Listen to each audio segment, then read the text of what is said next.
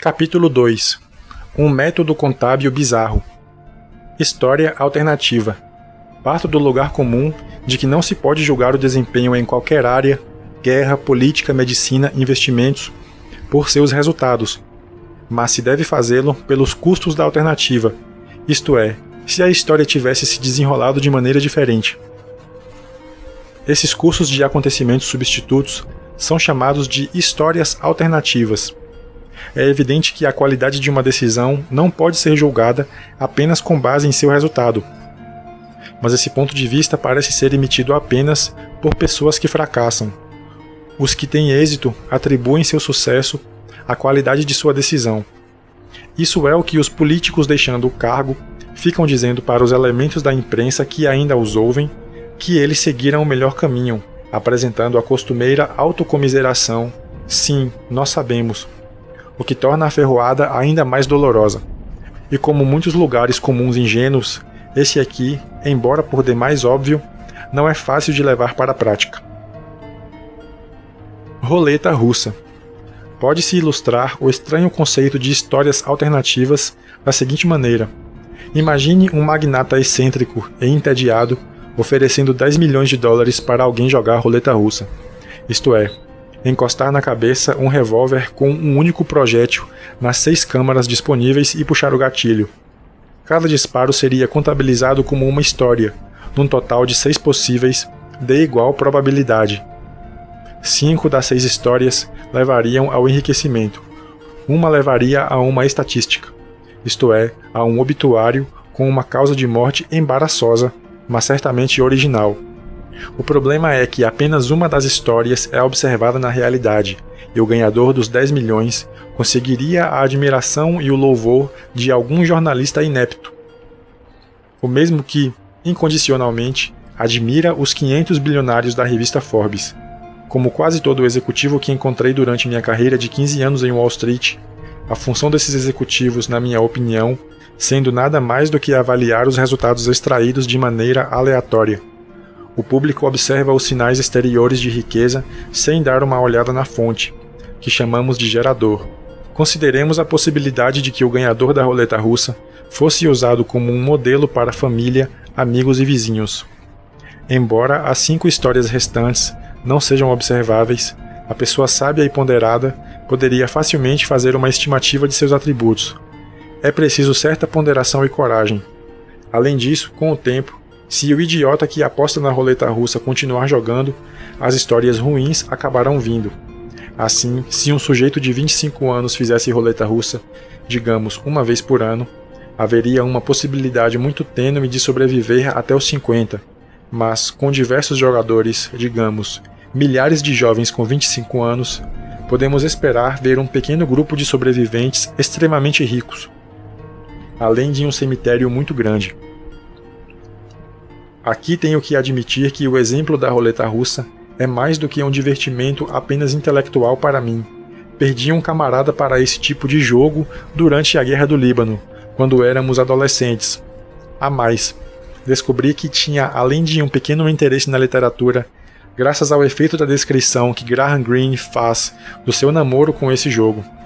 Aquilo penetrou mais a fundo em mim do que os acontecimentos reais dos quais eu recentemente tinha sido testemunha ocular. Greene alegava que, certa vez, tentara dissipar o tédio da infância puxando o gatilho de um revólver, fazendo-me tremer ao pensar que eu tive pelo menos a probabilidade de 1 em 6 de ficar sem seus romances. O leitor pode agora entender meu conceito inusitado de contabilidade alternativa.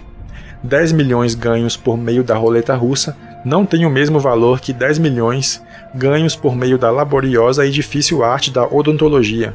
As duas quantias são iguais, podem comprar as mesmas coisas, exceto que a dependência de uma em relação ao acaso é maior. Para um contador, entretanto, elas seriam iguais. Para seu vizinho também. Contudo, lá no fundo, não posso deixar de considerá-las qualitativamente diferentes. A ideia dessa contabilidade alternativa tem consequências intelectuais interessantes e leva à formulação matemática, como veremos no próximo capítulo, com a apresentação que faremos da máquina Monte Carlo. Observe que esse uso da matemática é apenas ilustrativo. objetivando uma intuição do assunto, e não deve ser interpretado como uma questão de engenharia.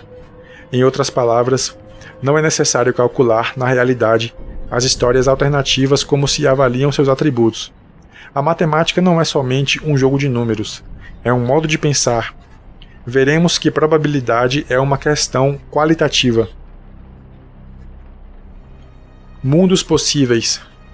Note que essas ideias envolvendo histórias alternativas foram cobertas por disciplinas separadas na história intelectual, dignas de apresentar rapidamente, porque todas parecem convergir no mesmo conceito de risco e incerteza. Certeza é algo propenso a ocorrer no maior número de diferentes histórias alternativas. Incerteza se refere a eventos que devem ocorrer no menor número delas. Na filosofia, há consideráveis trabalhos sobre o assunto, começando com a ideia de Leibniz de mundos possíveis, entre os quais selecionou apenas um. Os não selecionados são mundos de possibilidades, e aquele no qual respiro e escrevo estas linhas é apenas um deles, que por acaso foi executado. Filósofos também têm um ramo da lógica que se especializa no assunto. Se uma propriedade se sustenta em todos os mundos possíveis, ou um único, com ramificações na filosofia da linguagem chamada semântica dos mundos possíveis, com autores como Saul Kripke.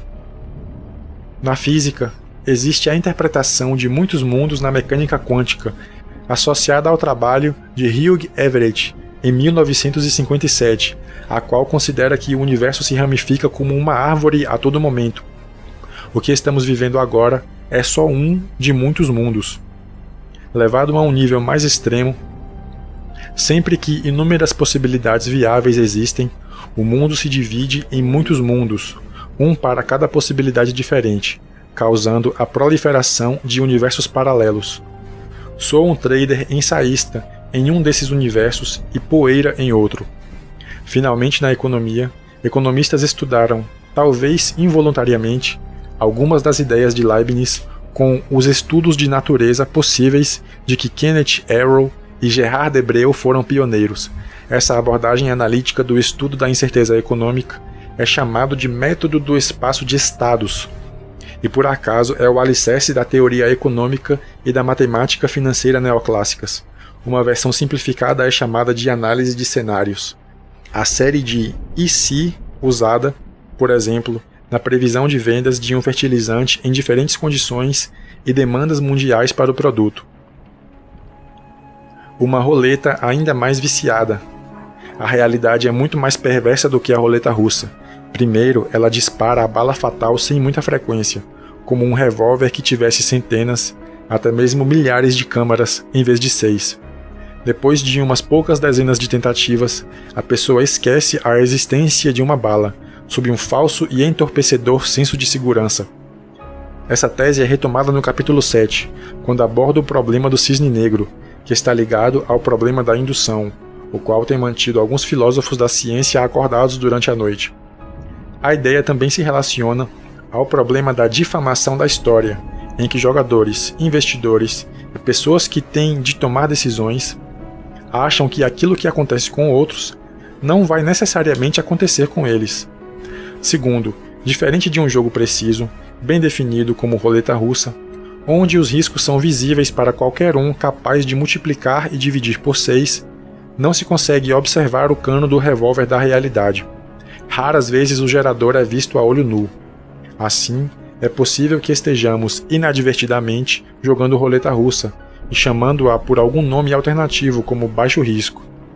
Vemos a riqueza sendo gerada, nunca o processador dela, uma questão que faz com que as pessoas não enxerguem os riscos e nunca vejam os perdedores.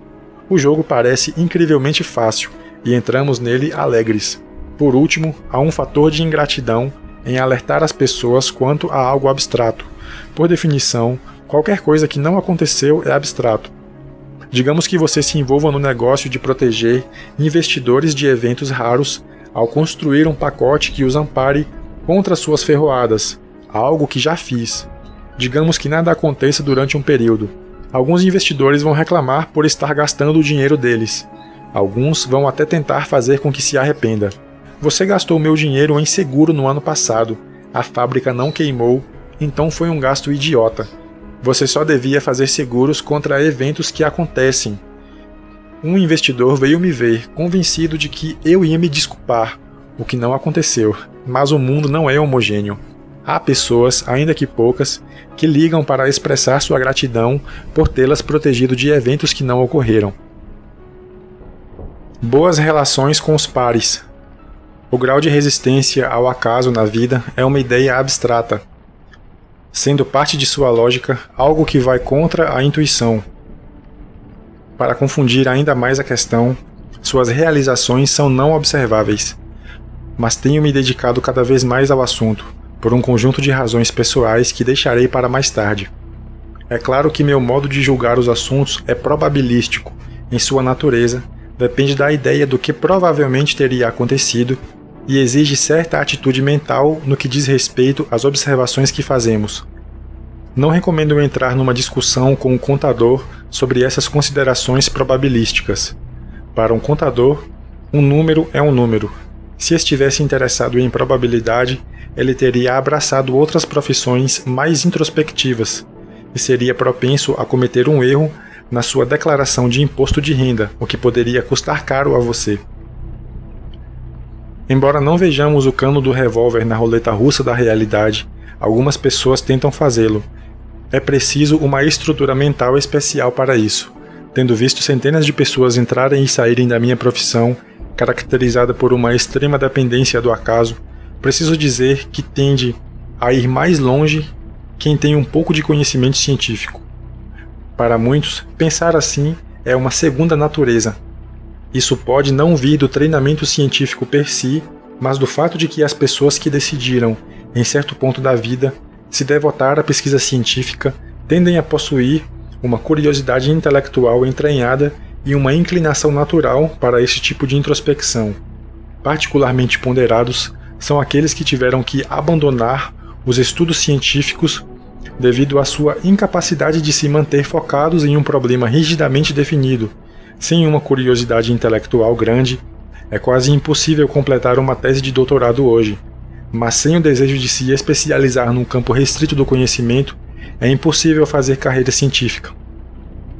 Há uma distinção, entretanto, entre a mente de um matemático puro, desenvolvendo-se nas áreas abstratas, e a de um cientista consumido pela curiosidade. Um matemático fica absorvido pelo que lhe passa pela cabeça, enquanto um cientista pesquisa o que está fora dele mesmo. Entretanto, a preocupação de algumas pessoas pelo acaso pode ser excessiva.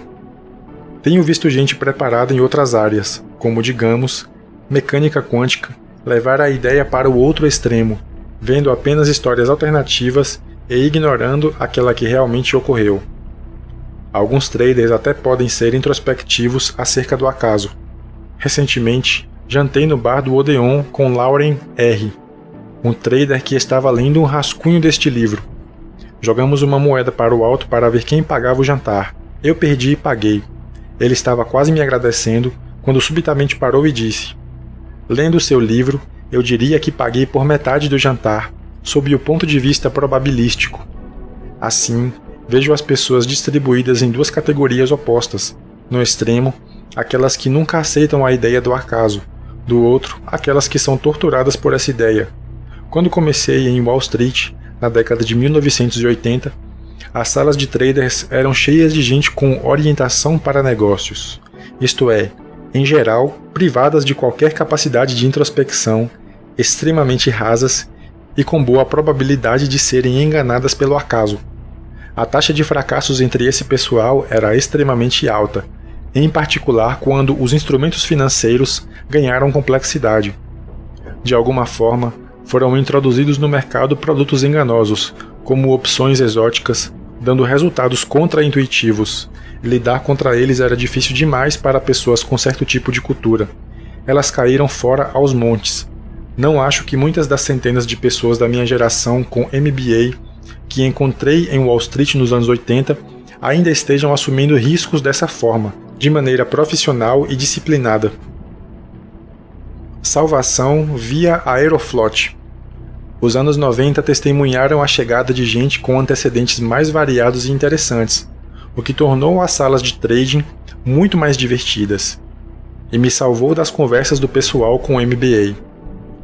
Muitos cientistas, alguns dos quais bem-sucedidos em sua área, chegaram com o desejo de arrebentar a boca do balão. Esses cientistas, por sua vez, contrataram pessoas que se pareciam com eles. Embora a maioria não fosse PhD, na realidade, os PhDs ainda são minoria. A cultura e os valores mudaram subitamente, e aumentou a tolerância com a profundidade intelectual. Isso causou um aumento na já alta demanda de cientistas em Wall Street, devido ao rápido desenvolvimento de ferramentas financeiras. A especialidade dominante era a física, mas podia-se encontrar todo tipo de antecedentes quantitativos entre eles. Os sotaques russo, francês, chinês e indiano, nessa ordem, começaram a dominar, tanto em Nova York quanto em Londres. Dizia-se que todo avião vindo de Moscou tinha pelo menos sua última fileira de poltronas ocupadas por físicos matemáticos a caminho de Wall Street. Eles não tinham a esperteza necessária para conseguir bons lugares. Podia-se contratar mão de obra barata indo ao aeroporto JFK com um tradutor obrigatório e entrevistando aleatoriamente aqueles que se adequassem ao estereótipo. Na verdade, no final da década de 90, era possível ser treinado por um cientista de nível mundial por quase a metade do preço de um MBA. Como dizem, marketing é tudo. Esses caras não sabem se vender. Eu tinha uma forte inclinação a favor dos cientistas russos. Muitos podiam ser bem utilizados como técnicos de xadrez. Também consegui um professor de piano assim. Além do mais, são extremamente úteis no processo de entrevista. Quando as pessoas com MBA se candidatam para a função de trader, frequentemente se vangloriam no currículo de jogar xadrez em nível avançado. Lembro-me de um orientador de MBA em Wharton recomendando que anunciássemos nosso conhecimento do xadrez, porque soa inteligente e estratégico. Quem tem MBA, tipicamente, pode interpretar o próprio conhecimento superficial das regras como sendo conhecimento profundo do jogo. Costumávamos verificar a veracidade das alegações sobre esse conhecimento profundo do xadrez e o caráter do candidato, tirando um tabuleiro de uma gaveta e dizendo ao estudante, que na hora ficava pálido: "Yuri vai ter uma palavrinha com você." A proporção de fracassados entre esses cientistas, entretanto, era menor, mas apenas ligeiramente, do que entre as pessoas com MBA. Mas a razão era outra, ligada ao fato de serem, na média, mas somente na média, desprovidos da menor partícula de inteligência prática. Alguns cientistas bem-sucedidos tinham a capacidade de julgamento e a educação social de uma maçaneta, mas isso não acontecia com todos eles. Muita gente era capaz dos cálculos mais complexos, com grande rigor, quando se tratava de equações, embora fosse totalmente incapaz de resolver um problema com a mínima conexão com a realidade. Era como se entendesse a letra, mas não o espírito da matemática. Estou convencido de que X, um russo agradável, meu conhecido, tinha 2 cérebros, um para matemática e o outro, consideravelmente inferior, para tudo mais, o que incluía resolver problemas relacionados com matemática financeira. Mas de vez em quando surgia uma pessoa com mente científica, pensamento rápido e jeito para os problemas práticos. Sempre que os dons dessa população mudavam, melhorava nosso conhecimento do xadrez e nos permitia uma conversa de qualidade na hora do almoço, prolongando consideravelmente essa hora. Pense que na década de 80 eu tinha que conversar com colegas que possuíam MBA ou formação em contabilidade fiscal, capazes do heróico feito de discutir os padrões da FASB. É necessário dizer que seus interesses não eram muito contagiosos. O interessante sobre esses físicos não está na sua capacidade de discutir a dinâmica dos fluidos, é que eles são naturalmente interessados em uma variedade de assuntos intelectuais, o que permite uma conversa agradável. Solon vai ao Regines. Como o leitor talvez já tenha suspeitado, minhas opiniões sobre o acaso não me granjearam relações amistosas com alguns de meus pares durante minha carreira em Wall Street, muitos dos quais poderão ser indiretamente, mas apenas indiretamente, retratados nestes capítulos. Mas minhas relações realmente acidentadas foram com alguns dos que tiveram a pouca sorte de ser meus chefes. Tive na vida 2 chefes de características contrastantes em cada aspecto de sua personalidade. O primeiro, a quem chamarei de Kenny, era a epítome do homem de família e morador de subúrbio elegante. Ele era do tipo que podia ser treinador de futebol nas manhãs de sábado e convidar o cunhado para um churrasco na tarde de domingo. Tinha a aparência de alguém a quem eu confiaria minhas economias. Na verdade, ele subiu muito depressa na instituição, a despeito da sua falta de competência técnica em derivativos financeiros, que era o estandarte da fama da firma. Contudo, era uma pessoa direta demais para entender minha lógica. Certa vez me censurou por não ter ficado impressionado com o sucesso de alguns de seus traders, que se saíram bem durante a histeria de compra de títulos europeus em 93, e que eu abertamente julguei serem nada melhor do que os pistoleiros do acaso. Tentei mostrar-lhe o conceito do viés do sobrevivente, parte 2 deste livro, mas foi em vão. Seus traders foram todos alijados do negócio, em busca de outros interesses, inclusive ele.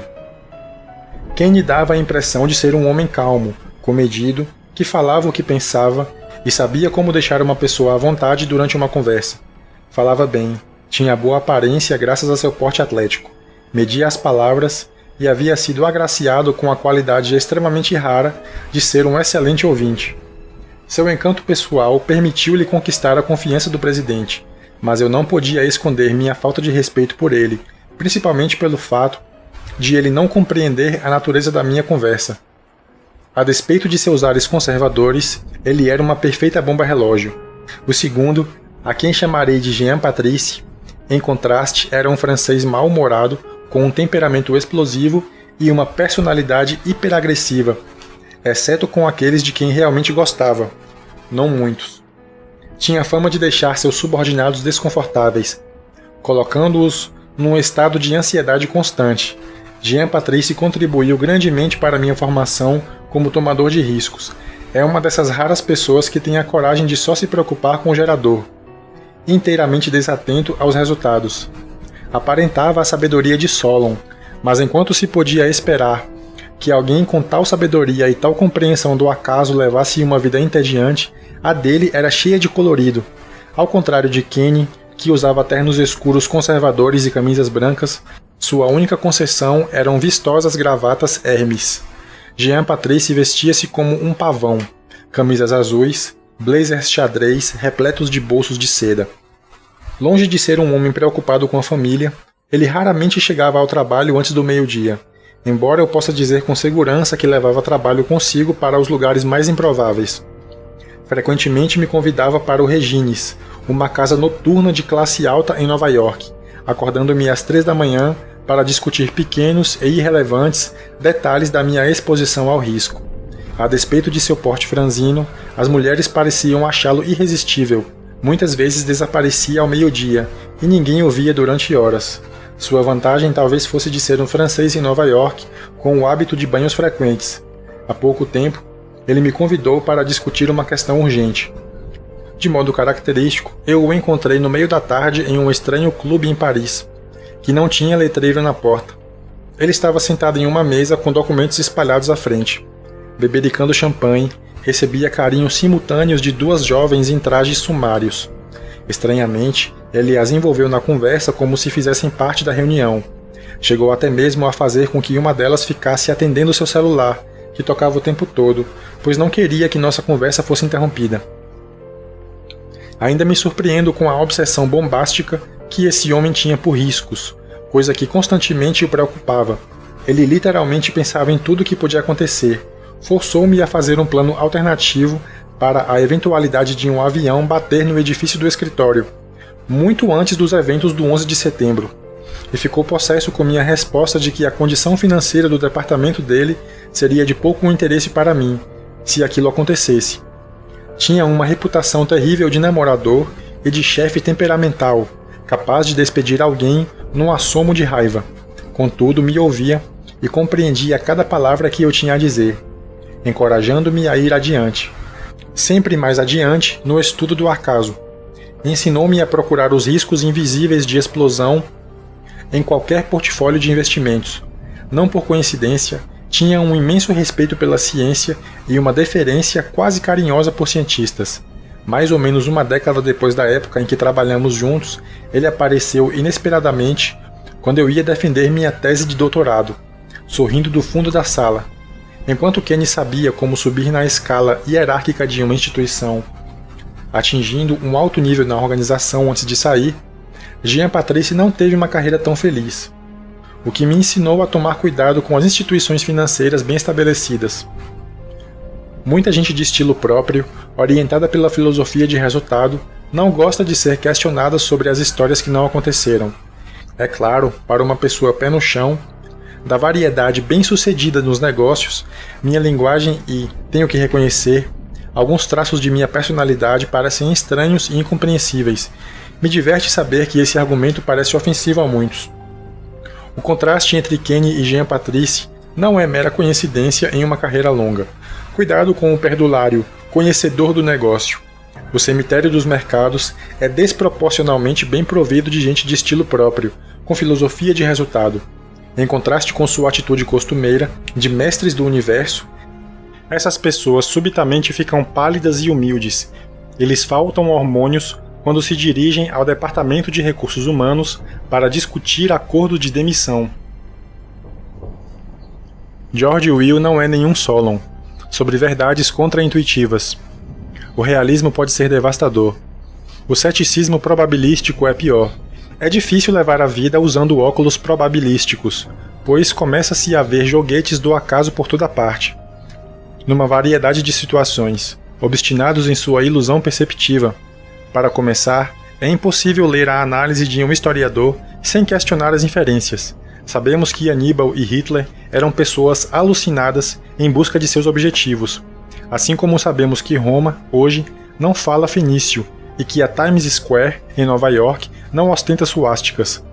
Mas o que dizer de todos aqueles generais que também foram idiotas, porém terminaram vencendo a guerra e, consequentemente, ganhando a estima do cronista da história?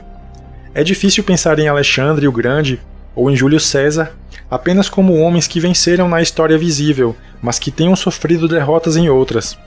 Se ouvirmos falar deles, isso acontece simplesmente porque assumiram riscos consideráveis, com milhares de outros, e conseguiram vencer. Eram inteligentes, corajosos, nobres às vezes, tinham um mais alto grau de cultura que se podia obter em seus dias. Mas isso também ocorreu com milhares de outros que vivem nos rodapés empoeirados da história. Não estou, de novo, contestando o fato de que eles venceram suas guerras. Contesto apenas a pretensa qualidade de suas estratégias. Minha primeira impressão sobre uma recente releitura da Ilíada, a primeira na minha vida adulta, é de que o poeta épico não julgou seus heróis pelo resultado. Eles venceram e perderam as batalhas de uma maneira totalmente independente de seu próprio valor. Seu destino dependeu de forças totalmente externas, em geral pela ação explícita de deuses ardilosos, não isentos de nepotismo.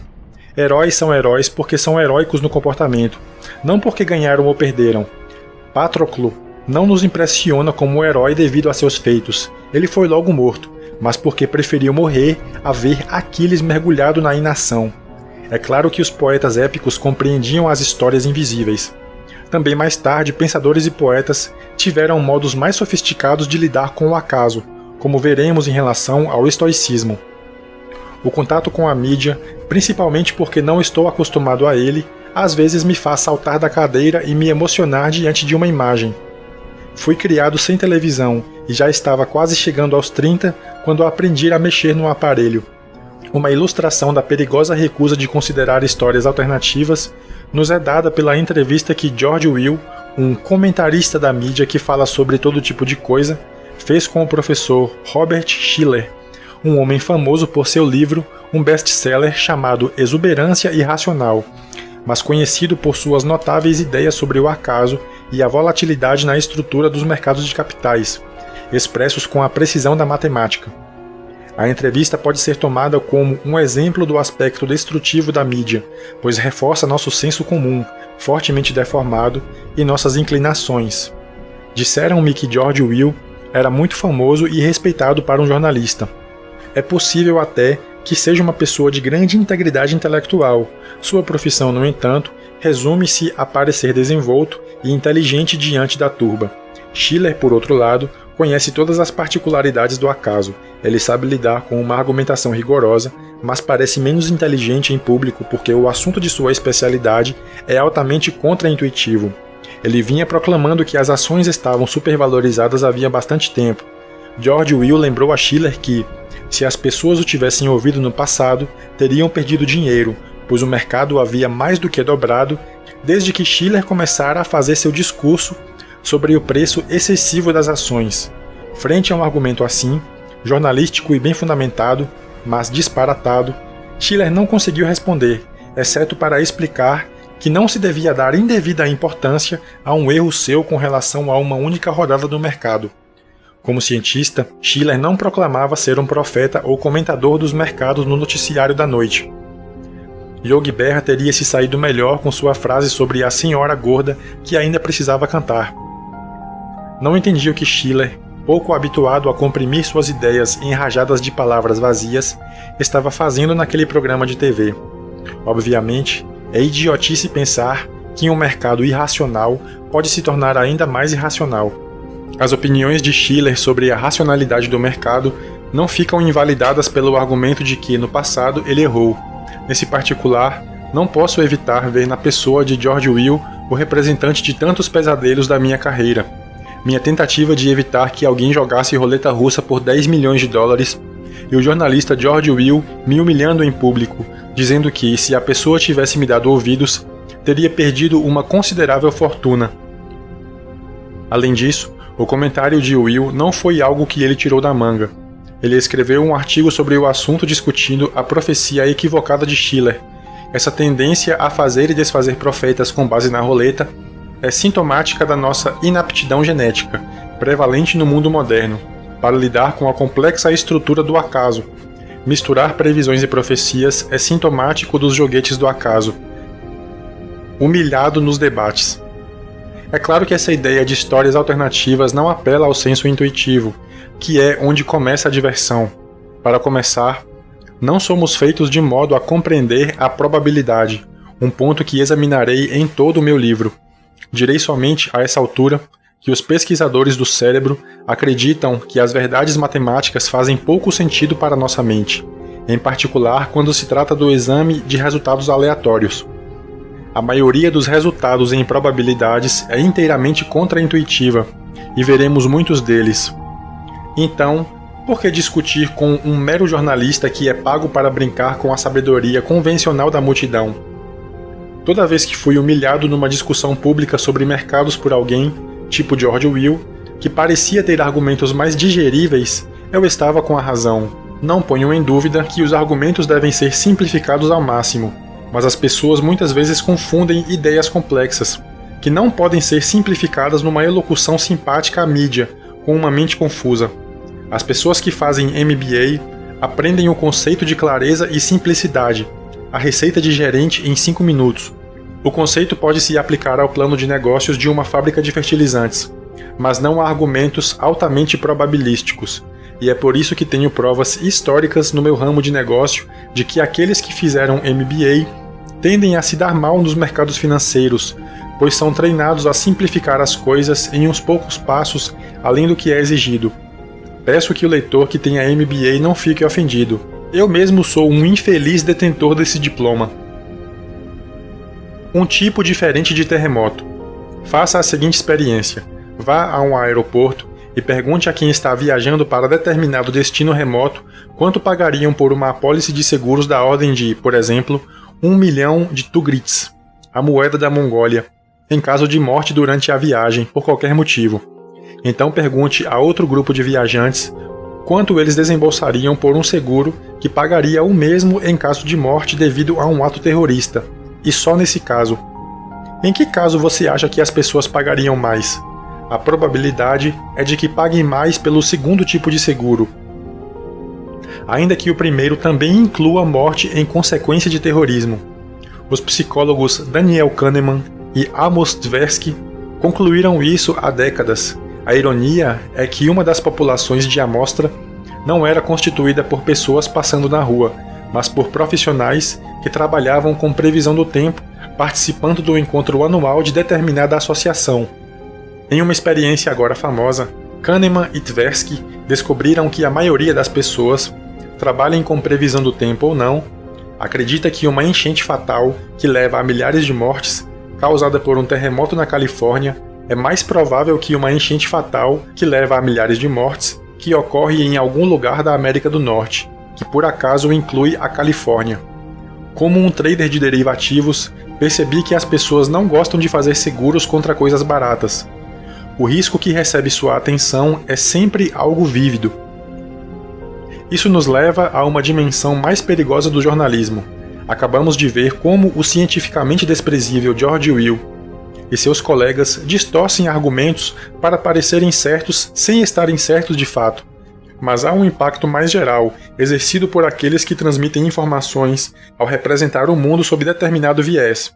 É fato que nosso cérebro tende a buscar pistas superficiais quando se trata de risco e probabilidade, e essas pistas são amplamente determinadas pelas emoções que despertam ou a naturalidade com que vem à mente. Além de tais problemas com a percepção de risco, também é um fato científico e muito chocante que tanto a detecção quanto a prevenção de riscos não são processadas na parte do cérebro que pensa, e sim principalmente na responsável pelas emoções, o que comprova a teoria do risco como sensação.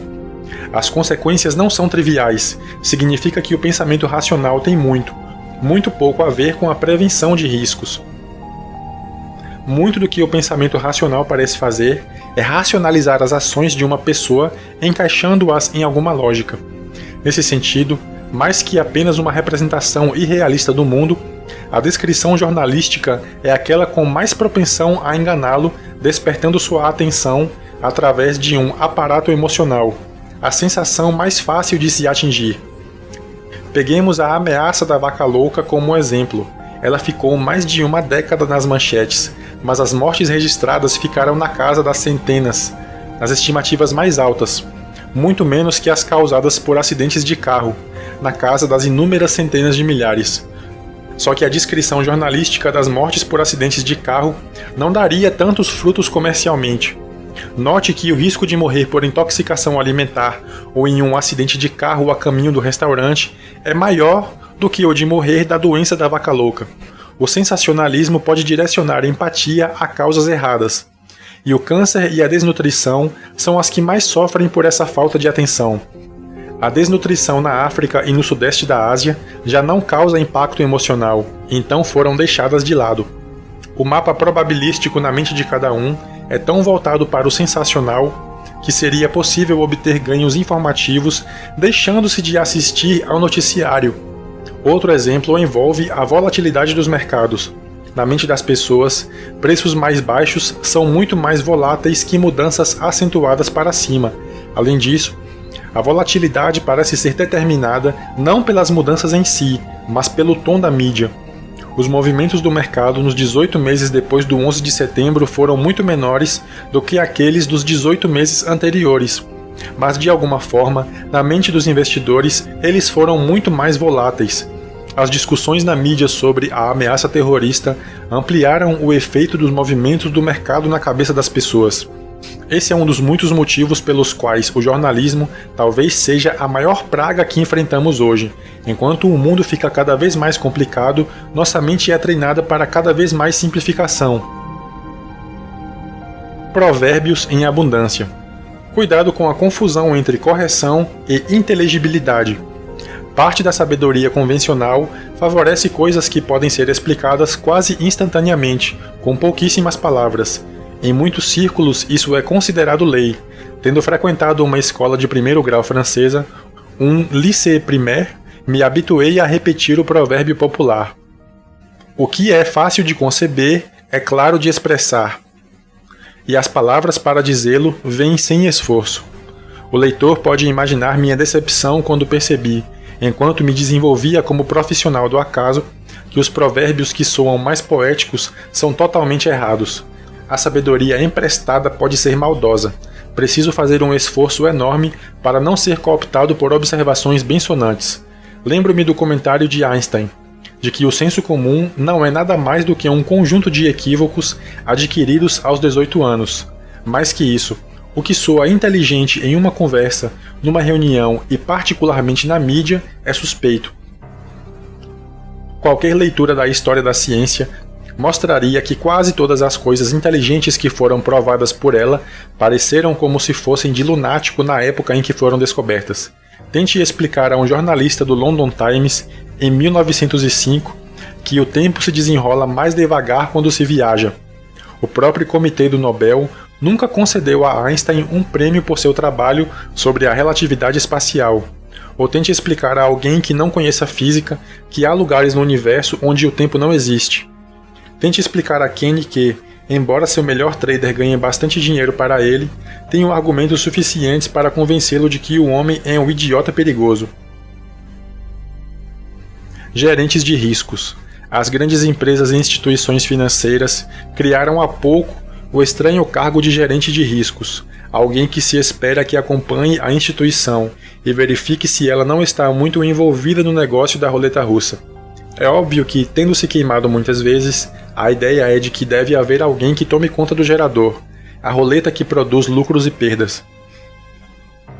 Embora seja mais divertido ser trader do que gerente de riscos, muitos amigos meus, gente bastante inteligente, inclusive Jean Patrice, se sentiram atraídos pelo cargo. É fato importante, e algo muito atraente, que o gerente de riscos médio ganha mais que o trader médio, particularmente quando levamos em conta o número de traders que saem do ramo, mas a função parece estranha devido à seguinte razão. Como dissemos, o gerador da realidade não é observável. Esses gerentes têm poder limitado quando se trata de impedir que traders lucrativos continuem a assumir riscos, pois seriam ex post acusados por George Wills de plantão de subtrair ao acionista um precioso dinheiro devido às oportunidades perdidas. Contudo, caso houvesse uma explosão, os gerentes seriam responsabilizados pelo fato. O que fazer em tais circunstâncias? O melhor caminho é fazer política, cobrindo a retaguarda com a emissão de memorandos vagos que previnam, mas não condenem completamente atividades em que se assumem riscos, sob o risco de perda do emprego. Como um médico dividido entre dois tipos de erros, o falso positivo, dizer ao paciente que ele tem câncer quando não tem, e o falso negativo, dizer ao paciente que ele está sadio quando ele tem câncer. Os gerentes de riscos precisam encontrar o equilíbrio com a abertura inerente para certa margem de erro na sua função. Epifenômeno. Do ponto de vista da instituição, a existência de um gerente de riscos tem menos a ver com redução de risco de fato do que com a impressão de redução de risco. Filósofos desde Hume e psicólogos modernos têm estudado o conceito de epifenomenalismo, ou seja, quando alguém tem uma ilusão de causa e efeito. A bússola move o barco? Observando os riscos, você os reduz efetivamente ou só tem a sensação de que está fazendo o seu trabalho? Você é mais um diretor executivo ou apenas um observador da imprensa? A ilusão do controle é nociva? Concluo este capítulo com a apresentação do paradoxo central da minha carreira, centrada no acaso financeiro. Por definição, vou contra a natureza, de modo que não deve surpreender que meu estilo e meus métodos não sejam nem populares nem fáceis de entender. Contudo, gerencio dinheiro para outras pessoas. E o mundo não é povoado apenas de jornalistas tagarelas que não ligam para as consequências porque não têm dinheiro para investir. De modo que meu desejo é que os investidores em geral continuem sendo joguetes do acaso, para que eu possa apostar contra eles, mas que sempre haja uma minoria inteligente o bastante para dar valor a meus métodos e a me suprir de capital. Tive sorte em encontrar Donald Sussman, que corresponde ao investidor ideal desse tipo. Ele me ajudou na segunda fase da minha carreira, me libertando assim dos males do emprego fixo. Meu maior risco é ter sucesso, pois isso significaria que meu negócio está a ponto de desaparecer. Estranho ramo de negócio nosso.